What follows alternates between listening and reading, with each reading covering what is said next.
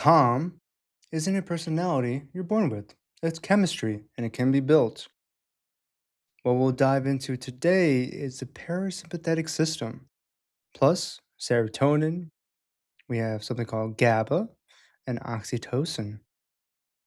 We'll learn how sleep, daylight, movement, and real connection train the body to feel safer, steadier, and less reactive. And why, if calm feels foreign to you, that's not a flaw, but a skill waiting to be practiced. Last episode, we talked about the gas pedal, fight or flight, the wired switched on state your body goes into when it senses a threat, and how for a lot of us, that pedal gets stuck down and never quite lets up. Today is the other half of the story, the break, because here's something most people get wrong about calm. They treat it like a personality trait. Some people are just calm. I'm not one of them. I'm just a naturally anxious person. It's who I am. And I want to challenge that. Calm isn't only who you are, it's also something your body does. It's chemistry, and chemistry can be built. If you spent years with your foot on the gas, calm can feel foreign, even uncomfortable. That's not proof something is wrong with you. It usually means the calm side of your system is out of practice, and anything out of practice can be trained. When I work out every morning, that is what calms my system down. That's what sets my day up. If I don't, I feel a little bit more on edge. And I see this all the time. Someone finally sits down with nothing to do, and instead of relief, they feel restless, itchy, like they're wasting time, like they should be doing something. So they grab the phone or get up or invent a task. That's not the opposite of laziness. It's a body so used to putting their foot on the gas pedal. And when they put their foot on the brake, it feels wrong. If stillness makes you feel uncomfortable, that's not a character flaw. It's a system that just needs practice. So let me introduce the other half of your nervous system. If the gas pedal is the sympathetic nervous system, the brake is a parasympathetic nervous system. People call it rest and recover. It's a setting where your body stops bracing for a threat and starts repairing. Digestion runs properly, heart rate eases, sleep gets deeper, the system finally gets to exhale.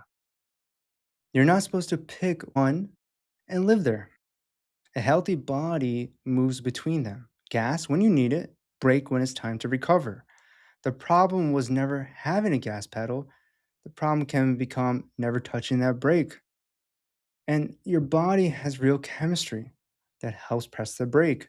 So let me walk through the three big ones in plain language. First, serotonin. People call it the happy chemical, but that's not exactly right. Serotonin is more like the feeling of enough, steady, feeling settled, content. Not a high, just a baseline of okay. When serotonin is doing its job, you're less reactive, less on edge, less likely to spiral over small things. And here's the interesting part, a lot of it is also tied to your gut, to daylight, and to movement.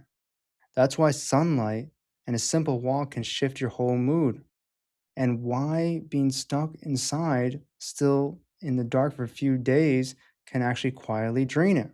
That's why phototherapy can also help for depression. Second, GABA.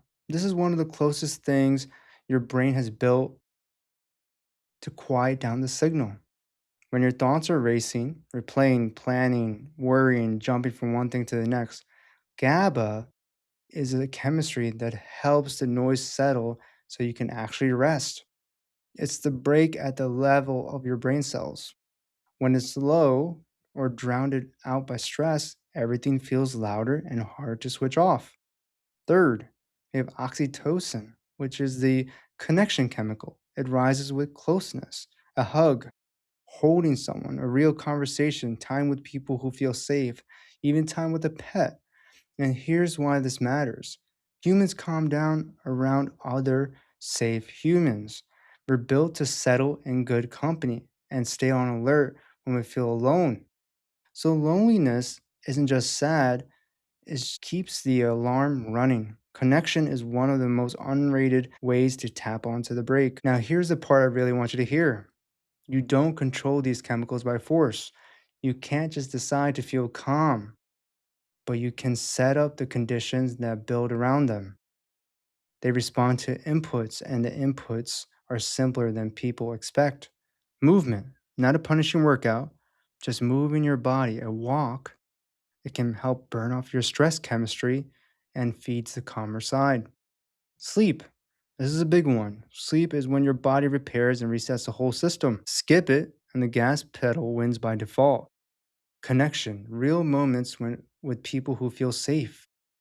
This is medicine, even when it doesn't feel like you're doing anything.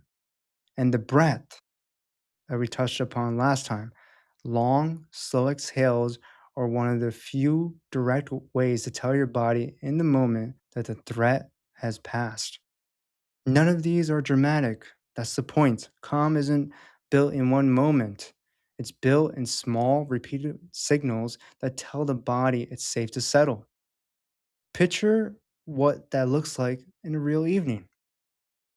You don't need a spa or an hour of meditation. It might be just something as simple as stepping outside for 10 minutes to have some daylight after work before touching your phone, a short walk after dinner instead of going straight to the couch, putting the screen down a little earlier and letting the lights come down with the sun. One real conversation instead of scrolling past 100 strangers. None of that looks impressive, but each one is a small message to the body: safe, fed, connected, no real threat there. And your body keeps track of those signals far more than it keeps track of your good intentions. Stack them enough day after day, and calm stops being something you chase and it starts becoming your reality, something your body knows how to do by default. So, quick, honest note like always, I'm not your doctor and this isn't medical advice. I might be your doctor, so allow it to be medical advice. If anxiety or low mood is heavy, constant, or getting in the way of your life, that deserves real support from a professional. None of this replaces that. Think of it as daily groundwork underneath good care. And this connects to everything we've talked about this season. Remember how stress makes hunger louder, made you chase quick relief, made fullness hard to hear. Calm works the other direction. When the body feels safe, the cravings get quieter, the chasing slows down, decisions get easier. You're not fighting yourself for every choice, the system itself is steadier. So if calm has always felt out of reach, I don't want you to hear you're doing it wrong. I want you to hear this is a skill and skills are built differently for each person. You've now met both sides of sympathetic and the parasympathetic system, the gas and the brake, the calm and the alert, and every hormone we talked about in this season: hunger, fullness, stress, reward, energy. All of it lives somewhere between those two settings. So, the next episode, we'll wrap things up and we'll put all these hormones together in one picture of how one body can experience it, all these signals at once. And then it will start to make sense of why we experience a lot of our emotions, our cravings, weight loss. And when you understand these things, you stop fighting your system and things start to make more sense. I'll see you in episode 9.